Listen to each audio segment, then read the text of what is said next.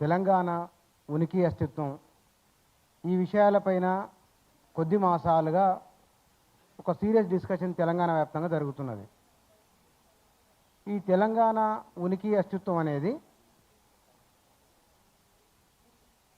ఈ దేశంలో ఇన్ని రాష్ట్రాలున్నా ఏ రాష్ట్రానికి లేని ఒక తన్లాట, ఒక తాపత్రయం మనకు తెలంగాణలో కనబడుతుంది. ఇది ఈరోజు వచ్చింది లేకపోతే ఇవాళ మాట్లాడుతున్న కొత్త విషయం కాదు. పరిపాలనలో ఎవరున్నా సరే ఇక్కడున్న ప్రజలు వారితో నిరంతర ఘర్షణనే ఉన్నది. 1920ల 30ల నుంచి మొదలుకుంటే 2014 వరకు ప్రకటితంగా 144 సెక్షన్ అమల్లో ఉన్నది తెలంగాణలో. తెలంగాణ వచ్చిన తర్వాత అది ఎత్తేయబడింది. ఇది సుదీర్ఘమైన 144 సెక్షన్ ఉన్నది దేశంలో, తెలంగాణలో ఇంకెక్కడ లేదు. కొన్ని దశాబ్దాల పాటు. ఇవాళ మళ్ళీ తెలంగాణ ఉనికి అస్తిత్వం పైన ఎందుకు చర్చ జరుగుతున్నది? ఇంకా కొంచెం లోపలికి వెళ్ళి మాట్లాడదాం. తెలంగాణలో ఆడిన వాళ్ళు, పాడిన వాళ్ళు వీళ్ళందరూ కూడా విస్మరణకు గురైన కులాల వాళ్ళు. ఇంకా నిర్దిష్టంగా చెప్పాలంటే వాళ్ళంతా పంచములు. ఈ భారతీయ భాషలో లేదా మనం గ్రాంధిక భాషలో చెప్పాలంటే పంచములు గోచిపెట్టి గుంగడి పెట్టి ఆడి పాడి నానా రకాల హింసలు పడిన వాళ్ళు అధికారంలోకి రాలేదు. కానీ ఈ ప్రాంతం ఉనికి అస్తిత్వం ఎవరి అధికారంలో ఉన్నా సరే వారి నిర్ణయాలతో తమ జీవితాలు ముడిపడి ఉంటాయని భావిస్తున్నారు. వాళ్ళేం కోరలేదు, ముడిపడి ఉంటాయని భావిస్తున్నారు. ఆ భావించిన కోణంలోనే, ఆ భావించిన కారణంగానే తెలంగాణ ఏర్పడిన తర్వాత కొన్ని పథకాల రూపకల్పనలో ఎవరైతే విస్మరణ గురైనరో వాళ్ళ జీవితాలు అందులో బాగుపడతాయనే భావన బలంగా ఉన్నది. ఆ బలంగా ఉన్న భావనలో నుంచే నీళ్లు తెచ్చుకునే దగ్గర నుంచి, స్కూలుకు వెళ్ళే దగ్గర నుంచి, చిన్న నివాసం ఏర్పాటు చేసుకునే దగ్గర వరకు వాళ్ళ ఉనికి కానొస్తుంది. గౌరవప్రదమైన జీవితంలో దాని అత్యుత్తమం కనబడుతుంది. ఇవి ప్రధానమైనవి. మరి ఇప్పుడు వాటికి వచ్చిన ప్రమాదం ఏమిటి? ఏమొచ్చింది? ఇక్కడ అంబేద్కర్ ఒక ఉదాహరణ. ఎప్పుడైనా సరే అంబేద్కరు ఆర్టికల్ 3 ద్వారా తెలంగాణ వచ్చింది. అంబేద్కర్ ఇంకో మాట, ఒక ప్రాంతం పైన ఒక ప్రాంతం ఆధిపత్యం ఉండకూడదు, ఒక కులం పైన మరో కులం ఆధిపత్యము ఉండకూడదు. అట్లనే రెండో రాజధాని చెప్పిన దాన్ని ఎప్పుడో ఆనాడున్న పరిస్థితులకు అనుగుణంగా చేసిన సూచన, ఒక ప్రతిపాదన. అది సాధ్యం కాలేదు, ఇవాళ అసలే కాదు, అది రూల్డ్ అవుట్. ఇక్కడ 1956 నుంచి 2014 వరకు 1-2 సామాజిక వర్గాల చేతుల్లోనే పరిపాలన ఉన్నది. అయినా దానిపైన తెలంగాణ ఉద్యమం కులం పరిపాలన, కుల పంచాయతీ అనలేదు, ఆధిపత్య వర్గం అని అన్నది. ఆధిపత్యాలు మా మీద చేస్తున్నారని చెప్పింది. దానికి వ్యతిరేకంగానే మాట్లాడింది. తెలంగాణ వచ్చిన తర్వాత ఈ మధ్యకాలంలో బీసీలు మాట్లాడుతున్నారు. ఈ మధ్యకాలంలో బహుజనులం అనే ఒక వాయిస్ బలంగా తీసుకొని వస్తున్నారు. దానికంటే కూడా తెలంగాణ వచ్చిన తర్వాత జీవన ప్రమాణాల పెరుగుదల కారణంగా గురుకుల పాఠశాలల్లో మొట్టమొదటిసారిగా అత్యధిక మంది ఎస్సీలు, బీసీ, ఎస్టీ అమ్మాయిలు డిగ్రీలు చదివి వచ్చిండ్రు. అంతవరకు చరిత్రలో ఎప్పుడు లేదు, ఇంత స్థాయిలో వచ్చింది. తెలంగాణ వచ్చినాకనే వచ్చింది. అక్కడ వాళ్ళ ఉనికి అస్తిత్వం ఆధారపడి ఉన్నది.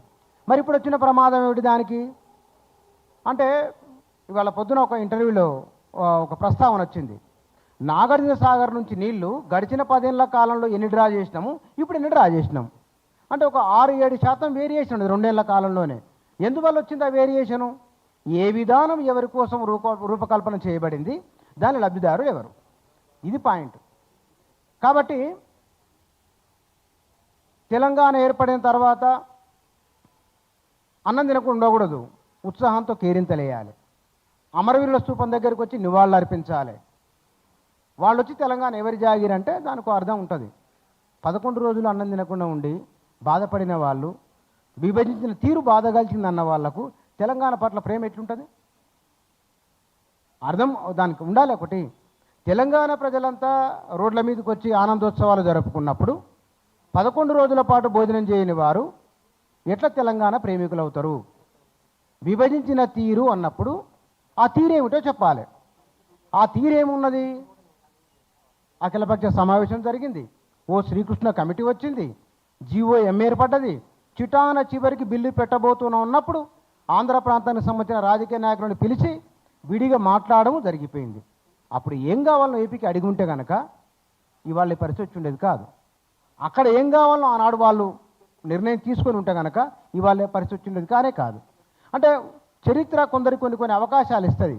ఆ అవకాశాలను కాదనుకున్నప్పుడు అవతల ఏం కనపడదు. ఇక అందుకోసమనే నిర్మాణంలో ఏపీలో ఏం జరగాలో దాన్ని వదిలేసి తెలంగాణలో ఏం చేయాలనో వస్తున్నారు. అక్కడ ఏం జరగాలో చూసిన తర్వాత ఇక్కడ ఏం చేయాలో మాట్లాడవచ్చు. తెలంగాణ ప్రజలుగా విడిపోదాం, రాష్ట్రాలుగా విడిపోదాం, ప్రజలుగా కలిసి ఉందాం.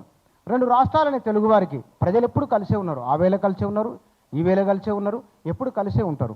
ప్రజలతో ఎక్కడ సమస్య లేదు. రాజకీయంగా వచ్చి ఏదో చేద్దాం అనుకున్నప్పుడే సమస్య వస్తుంది. తెలంగాణలో ఉన్నంత జాతీయవాదం బహుశా దేశంలో ఏ రాష్ట్రంలో లేకపోవచ్చు. తెలంగాణలో మొట్టమొదటి చాలా ప్రబలంగా కనబడింది జాతీయవాదం. ఇండియన్ ఆర్మీ హైదరాబాద్కు వచ్చినప్పుడు జాతీయ జెండాలతో వేలాది మంది ప్రజలు స్వాగతం పలికింది తెలంగాణలో ఆంధ్ర బ్యాంక్ ఉన్న కోటి ప్రాంతంలో ఇండియన్ ఆర్మీ వచ్చినప్పుడు కింద జనాలు వేలాది మంది జయ జనాలు పలికింది తెలంగాణలో, హైదరాబాదులో. అంటే తెలంగాణలో జాతీయవాదం ప్రబలంగా ఉన్నది. తెలంగాణ ఉనికి అస్తిత్వాల గురించి మాట్లాడడం ఆయన పాకిస్తాన్తో పోల్చిండు. ఇంకా అన్యాయం అది. ఎట్లా పోలుస్తారు? దానికంటే ఇంకొకటి, ఈ మధ్య తెలంగాణలో ఎన్నడూ కుల పంచాయతీ లేదు. ఎవరి అధికారంలో కుల పంచాయతీ లేదు ఇక్కడ. ఈ మధ్య సోషల్ మీడియాలో విపరీతమైన దూషణలు. ఆ భాష చూస్తేనే చాలా బాధ కలుగుతున్నది. ఈ కుల పంచాయతీలు, ఈ దూషణ భాష ఎక్కడి నుంచి వస్తున్నది? అందువల్లనే ఇవాళ తెలంగాణ తనదైన ఉనికి అస్తిత్వం గురించి మాట్లాడవలసి వస్తున్నది. మాట్లాడాల్సిన అనివార్యత ఉన్నది. ఒకటి మాత్రం స్పష్టం, ఒక తరం నుంచి మరో తరానికి తెలంగాణలో ప్రశ్న అనేది వస్తూనే ఉన్నది. అది కారణం ఏమిటో తెలియదు. నువ్వు పోతన నుంచి మొదలుకుంటే కనుక, నువ్వు కాకతీయుల కాలం నుంచి మొదలుకుంటే, మధ్యయుగాల్లో భక్తి ఉద్యమం నుంచి మొదలుకుంటే నిరంతరం తెలంగాణలో ఒక ప్రశ్న ఉంటుంది. వాళ్ళు ప్రశ్నిస్తూనే ఉంటారు. అన్నిటికంటే కూడా సామాజిక ఉద్యమాలు ప్రారంభమైంది హైదరాబాద్లోని భాగ్యారెడ్డి వర్మ, అరిగే రామస్వామి ఇక్కడనే ఉన్నారు. వాళ్ళు అంబేద్కర్ కంటే ముందే మాట్లాడిన వాళ్ళు ఉన్నారు. సంఘ సంస్కరణ ఉద్యమాలు మహారాష్ట్రలో నామదేవ్ కంటే కాస్త కుడి ఎడమ తెలంగాణలో భక్తి ఉద్యమం అక్కమహాదేవి రూపంలో చాలా ప్రబలమైన ఉద్యమం ఇక్కడ వచ్చింది. కాబట్టి తెలంగాణ అనేది ఎప్పుడు తన ఉనికి అస్తిత్వాన్ని, తన ప్రత్యేకతను, సార్వజనికమైన ప్రేమను తెలంగాణ కలిగి ఉంటుంది. అందుకే రంగాచార్యుల వారు చెప్పిన మాట, తెలంగాణ వాడు బోలా మనిషి, తెలంగాణ వాడు మట్టి మనిషి, తెలంగాణ వాడు అమాయకుడు, తెలంగాణ వాడు ఆవేశపరుడు.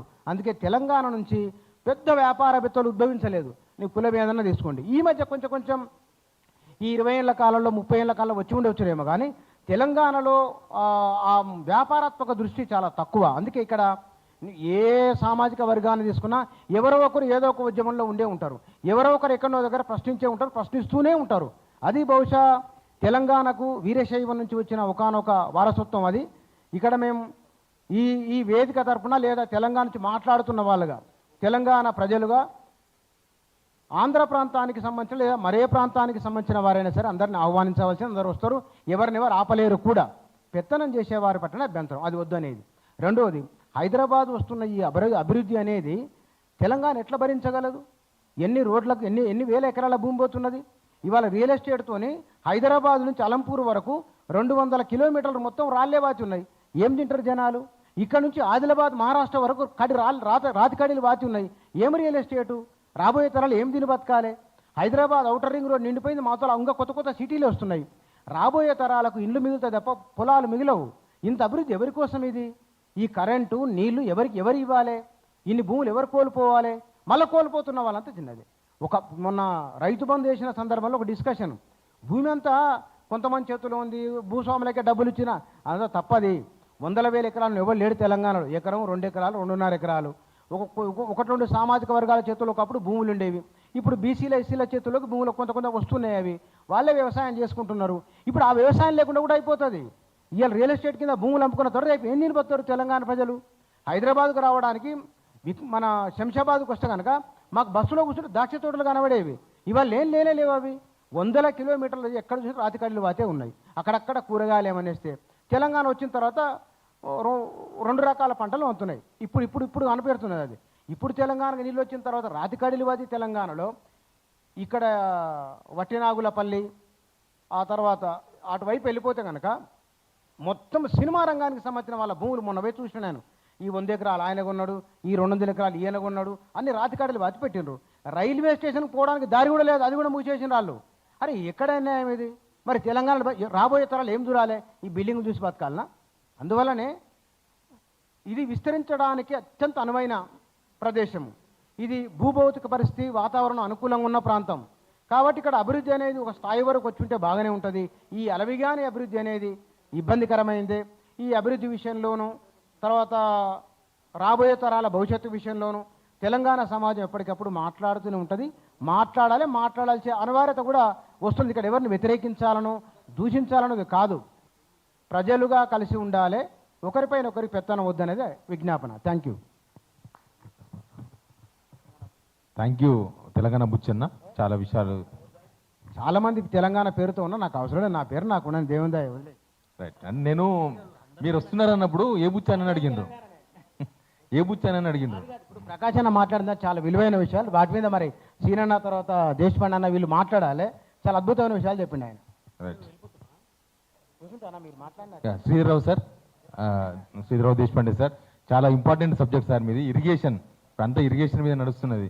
ఆ పైన కర్ణాటక వాళ్ళు ఓకే అంటున్నారు, కింద ఏపీ వాళ్ళు ఓకే, వాళ్ళకి నీళ్ళు వచ్చినాయి, వీళ్ళకి నీళ్ళు వచ్చినాయి. మధ్యలో తెలంగాణలోకి మాత్రం ఏమవుతుందో అర్థమవుతలేదు. కృష్ణా గోదావరి, ఏపీ వాళ్ళు గోదావరి, కర్ణాటక ఇటు కృష్ణ అన్ని పోతున్నాయి.